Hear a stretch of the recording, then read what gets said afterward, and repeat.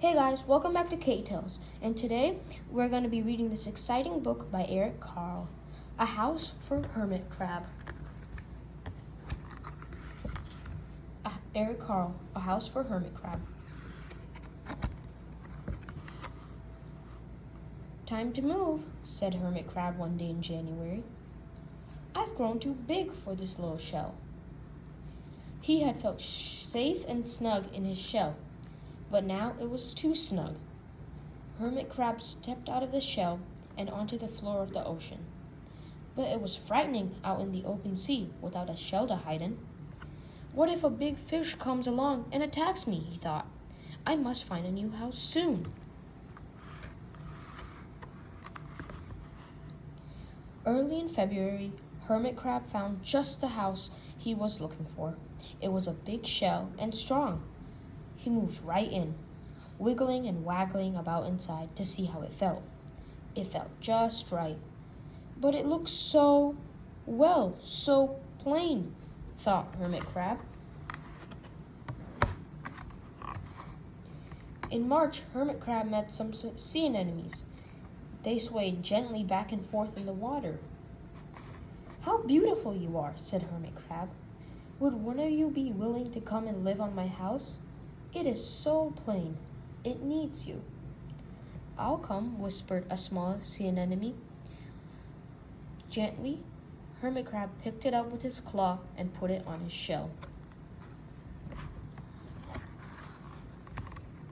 In April, Hermit Crab passed a flock of starfish moving slowly along the seafloor. How handsome you are, said Hermit Crab. Would one of you be willing to decorate my house? I would, signaled a little sea star. Carefully, Hermit Crab picked it up with his claw and put it on his house. In May, Hermit Crab discovered some coral. They were hard and didn't move. How pretty you are, said Hermit Crab. Would one of you be willing to help make my house more beautiful? I would, creaked a crusty coral. Gingerly, Hermit Crab picked it up with his claw and placed it on his shell. In June, Hermit Crab came to a group of snails crawling over a rock on the ocean floor. They gazed as they went, picking up algae and bits of debris, and leaving a neat path behind them. How tidy and hard-working you are, said Hermit Crab. Would one of you be willing to come and help clean my house? I would, offered one of the snails. Happily, Hermit Crab picked it up with his claw and placed it on his shell. In July, Hermit Crab came upon several sea urchins. They had sharp, prickly needles. How fierce you look, said Hermit Crab. Would one of you be willing to protect my house? I would, answered a spiky sea urchin. Gratefully, Hermit Crab picked it up with his claw and placed it near his shell. In August, Hermit Crab and his friends wandered into a forest of seaweed. It's so dark here, thought Hermit Crab. How dim it is, murmured the sea anemone. How gloomy it is, whispered the starfish. How murky it is, complained the coral. I can't see, said the snail. It's like nighttime, cried the sea urchin.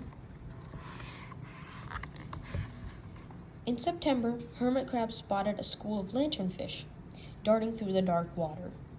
How bright you are, said Hermit Crab. Would one of you be willing to light up our house? I would, replied one lanternfish, and it swam over near the shell. In October, Hermit Crab approached a pile of smooth pebbles. How sturdy you are, said Hermit Crab. Would you mind if I rearranged you? Not at all, answered the pebbles.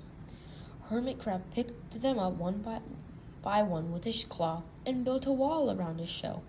Now my house is perfect, cheered Hermit Crab. But in November, Hermit Crab felt that his shell seemed a bit too small. Little by little, over the year, Hermit Crab had grown. Soon he would have to find another, bigger home. But he had come to love his friends, the sea anemone, the starfish, the coral, the sea urchin. the snail, the lanternfish, and even the smooth pebbles. They have been so good to me, thought Hermit Crab. They are like a family. How can I ever leave them? In December, a smaller hermit crab passed by. I have outgrown my shell, she said. Would you know of a place for me? I have outgrown my house too, answered Hermit Crab. I must move on. You are welcome to live here, but you must promise to be good to my friends. I promise, said the little crab. The following January, Hermit Crab stepped out and the little crab moved in.